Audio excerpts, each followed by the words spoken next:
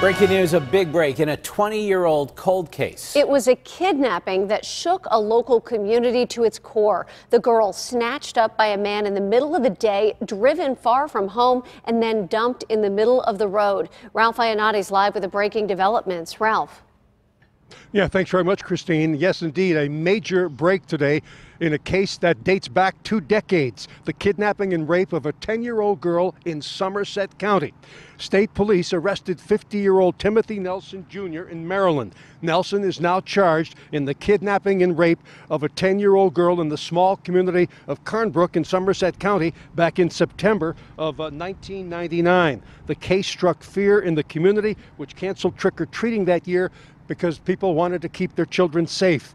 The victim was found more than 50 miles away, abandoned on a dirt road at the Pennsylvania-Maryland state line. Now, there were several attempted kidnappings around the Carnbrook Central City area within a span of a couple of months. At the time, state police believed that the same person was responsible for all of them, given the physical description of the suspect and the car that he was then driving.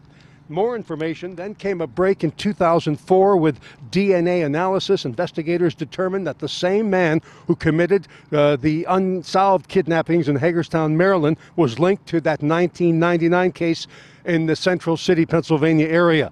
Late last year, then, police identified Nelson through fingerprints and made an arrest in Cumberland, Maryland. Nelson now faces a total of 23 charges in Somerset County. 16 of those charges are felonies. State police have a news conference scheduled for 11 o'clock tomorrow morning in Somerset. We will continue to follow this breaking case.